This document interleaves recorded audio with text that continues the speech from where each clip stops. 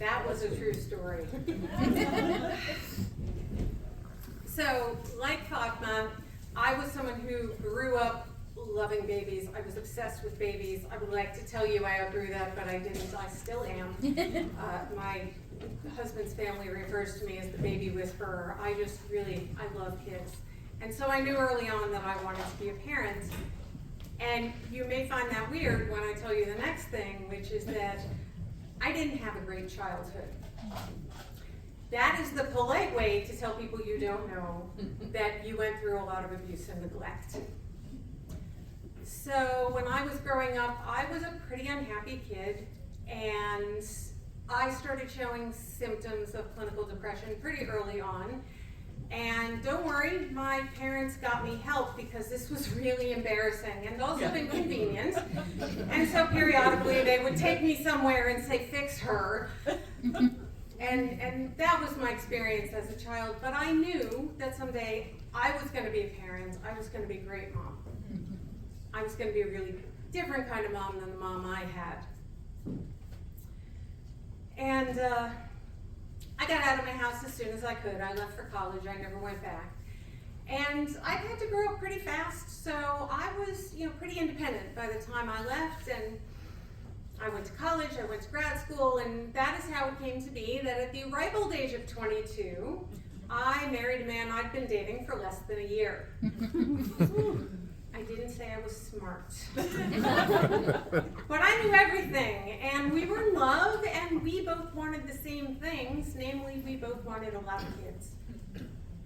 So we got married, we waited about a year, we were in grad school, and then we started trying to have a baby for about a year before we went to a doctor because I still had not gotten pregnant. And apparently the treatment for infertility, if you're in your 20s, is for the doctor to laugh at you and tell you to just relax. So it took a while before we got any diagnostics or assistance, but eventually we did. And finally, one day when I peed on the little stick, there were 2 lines. And there were doctor's appointments, and we started telling people, and we started picking out names. It was all really becoming real. And I had a miscarriage. And I fell into a pretty serious depression. And my husband was very concerned, as you might imagine, mostly because my pregnancy had told him that I could get pregnant. So chop chop, come on, get over it, we can try again. Which was not so much my experience. But I did the things. I went to the doctor, I went back on medication, I got myself together, I went off medication so I could start trying to get pregnant again. And eventually I did get pregnant again, and I was terrified. But 9.5 months later, I met our daughter, and she is perfect.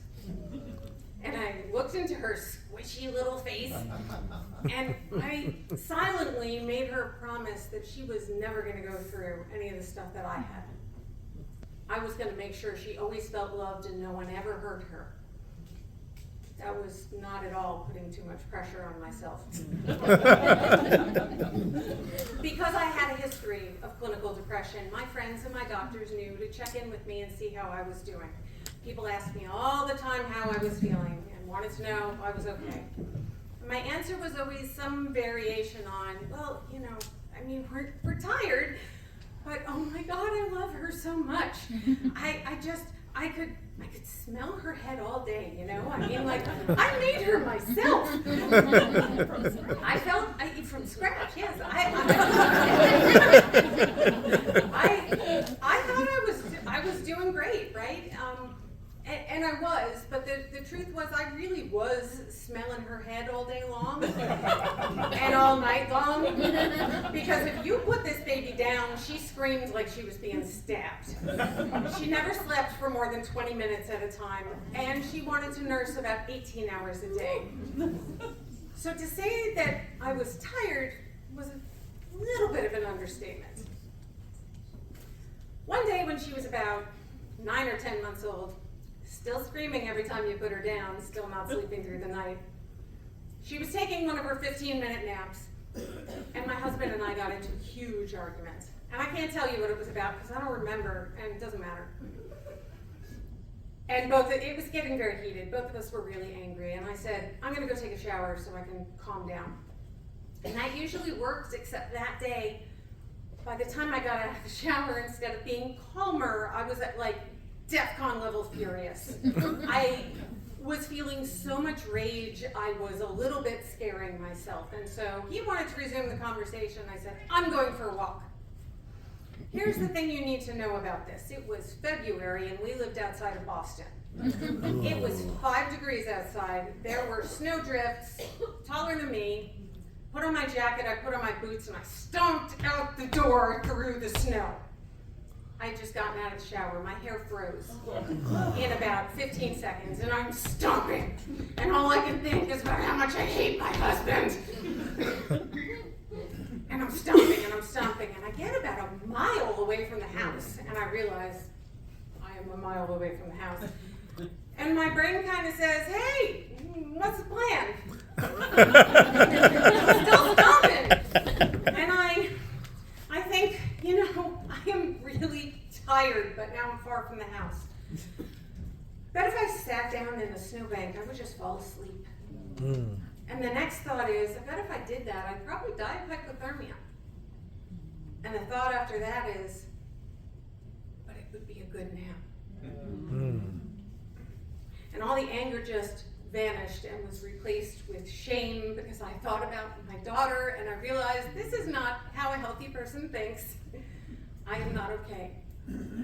I went home, I called my doctor, I went back on medication, I found a therapist, I did all the things. My marriage did not improve, but we did have another baby. And finally, I ended up with a really good therapist, and one day, and also, I went back on medication after the second baby because postpartum depression likes to come back. So I'm doing okay, I'm talking to the therapist, and I said, I have to figure this out. I have to figure this out so that I can be the parent that my kids deserve.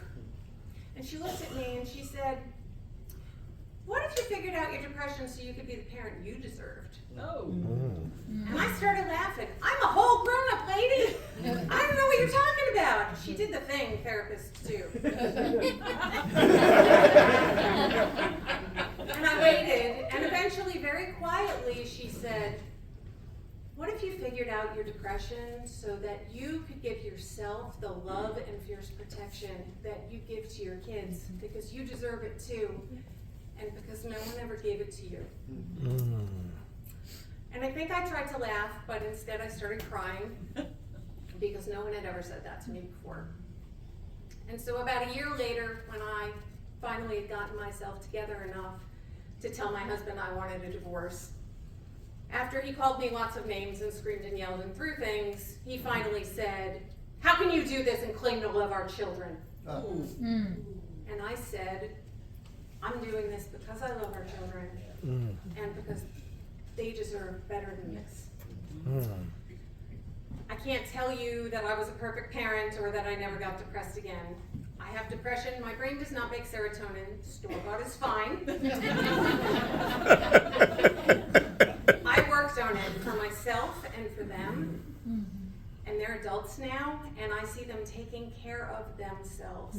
And I am so proud of them.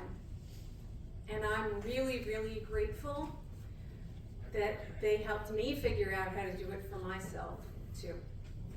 Thank you.